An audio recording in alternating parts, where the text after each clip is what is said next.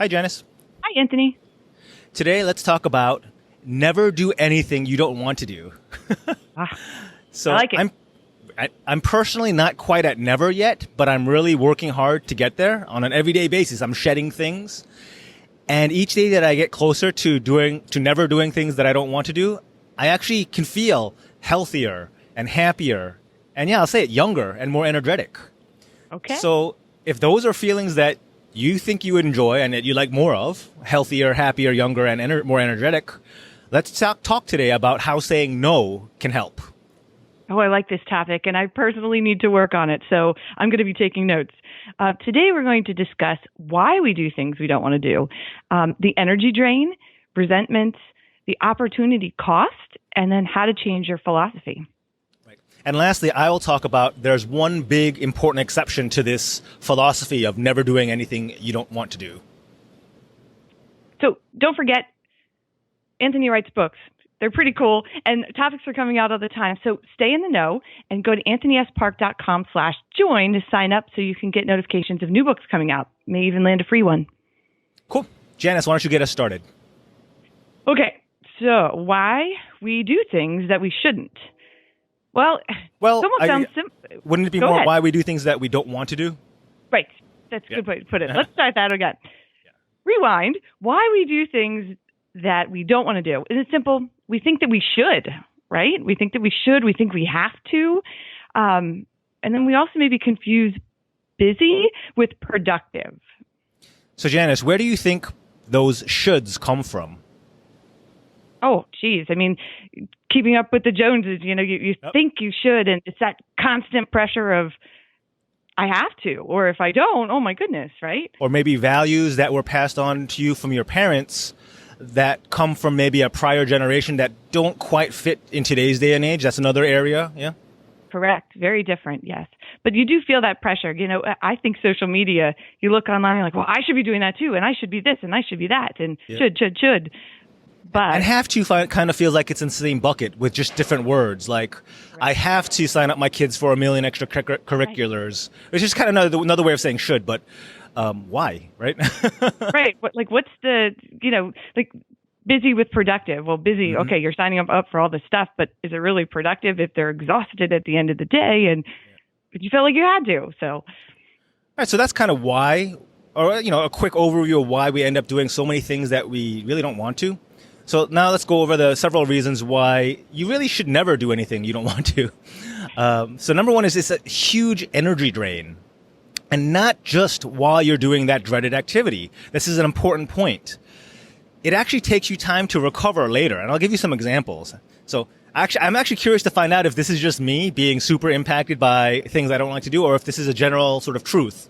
So let's take an example for folks who are in corporate or in a job setting where they have a lot of meetings.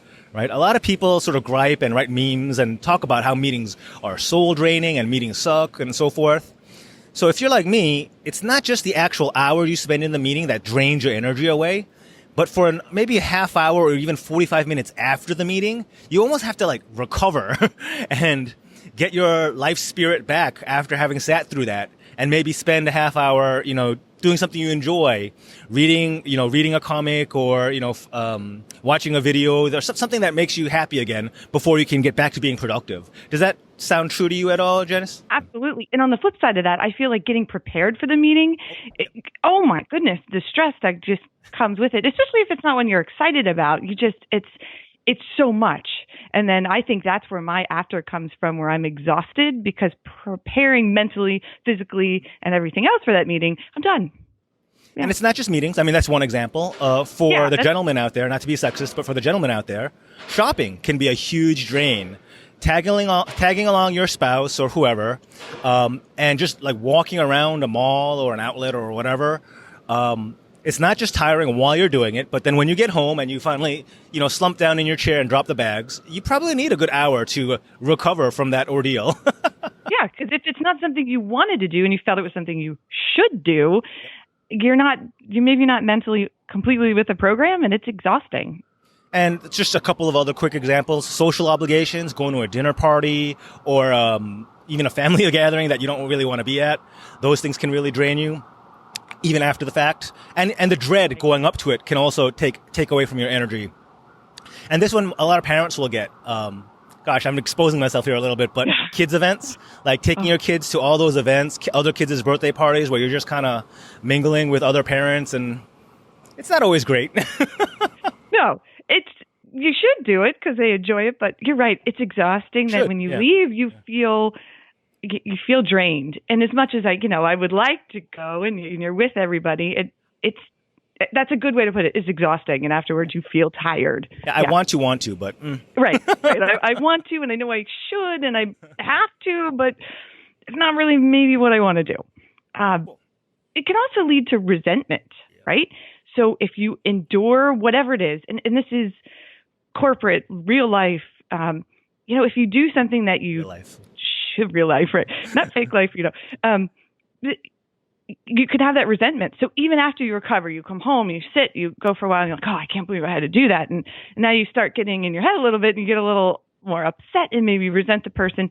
For example, a meeting. You have to go to the meeting. The boss says you have to go to the meeting. So you've prepared, you're tired, you did it, you recovered, but then you're like, oh my gosh, I cannot believe the boss made me sit through that. Yeah. Now you're mad at the boss when they made you kind of go. So it just could lead in that circle back to resenting. Yeah. I mean, that could apply to your spouse who you thought you were doing a favor. Like, I want to make my spouse happy and go shopping with her, but it's not making her happy if you're exhausted during and after, and you have like this little seed of resentment in your heart now, like, oh, why'd you make me go shopping? Like, that doesn't help anybody. This is what you should put in a clause phrase. Like, I'm not talking about you, my dear sweet wife. I'm talking about, in general. Correct. This is general advice for other people, right. not our relationship. Not us. I love going to kids' birthday parties and going shopping And even kids, I mean, they didn't demand that you take them anywhere, or sometimes, right? And if you kind of like have this resentment towards your kids for stuff that you thought that you should do for them, I mean, that just makes no sense, right? It's not healthy. Even taking them to the grocery store, they don't want to go, but then they know they should, and they kind of have to, and they're not exactly thrilled when they get home. So, I mean, this applies to everything. Yep, totally. Quite cool. So another reason why you should never do anything you don't want to is because of the opportunity cost. What could have you been doing instead? And what did you miss out on because you were committed to something that you didn't even want to do? Right. So all the smartest and richest people in this world protect their time, to have maximum flexibility, to pounce on rare opportunities. So they're not bogged down in nonsense obligations when something good actually comes along. And the greatest example is Warren Buffett. Generally regarded as the greatest investor of all time. I don't know, whatever hyperbole you want to use. But he consistently holds, correct me if somebody can fact check me on this, but Buffett consistently holds around 40% of his investable assets in cash, a cash that doesn't generate anything besides simple interest. And if you're wondering, wow, how does he generate such good returns while he's holding so much money in cash? It's because he spends like 364 days a year saying no. No to opportunities, no to pitches, no to investments. But when that one good deal does come along, and I'm not saying it's once every year, but just, right, as an example. Right. But when that one good deal does come along, he has a ton of money to pump into it and jump all over it. So he's primed, and most wealthy or successful people are primed to maximize great opportunities when they have it because they haven't tied up their resources or their time with nonsense, really. Right. Oh, could you imagine being prepared to say yes to that one big thing when you're not tired from the 75 other things? Just another example is like you have an opportunity to meet a celebrity or somebody who could really help your career or your personal development, but you have a PTA meeting. I don't know. I'm thinking of the kids. Back to the kids. You've tied yourself up into so many knots. You can't take advantage of those things. That's just not a good position to be in. Right, and that's the world we live in. You ever look at your calendar? There's like 15 things on it, and how many could you really just say, oh, no, thank you? All right, so lastly, just change your philosophy. There's a lot of books and blogs and so forth where the trend is, here's just a couple of titles to give you an idea of the trend. The Power of No, or The Art of Saying No. Have you heard of any of these, Janice? I have, yes. I should be reading them, admittedly. The one I personally like is from my favorite Silicon Valley philosopher, Naval Ravikant, and his spin on it is, unless it's a heck yes, it's a hard no, right? So unless you're jumping out of your seat for an opportunity, it says no. If it's a maybe, it's a no. Yeah. So maybe if you're thinking about it. Okay. So lastly, Anthony, tell us, what is the big important exception?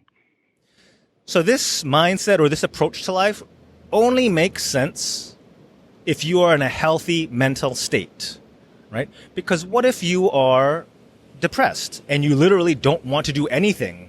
Then you're just going to spend your day saying no to, or you're never going to do anything. So you do have to have a healthy mental state where you want to do things, you want to do productive things. For example, you want to exercise and you want to diet, right? Relatively, nobody wants to, but you do have a general desire.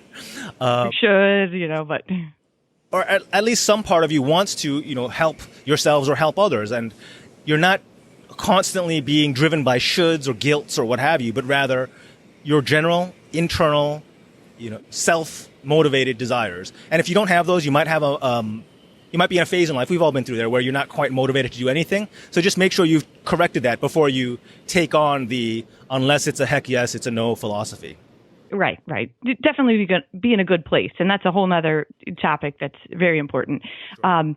So I think that's it. But, I'd like to actually hear some comments from some of the people listening of just some ideas of what are some things that you should, the should would, exactly what we're talking about. Some ideas would be really great. But these topics are cool. And Anthony has books coming out, seems like all the time, which is pretty neat. Some cool topics coming. Very important. Get on that email list that I talked about earlier. One more time. AnthonySpark.com/join to get on the list. When new books come out, you'll hear about them first, and you may even land a free copy. Nice. Cool. That's all we have today. Thank you for listening. Thank you, Janice. We'll talk next time. Bye. Talk soon. Bye.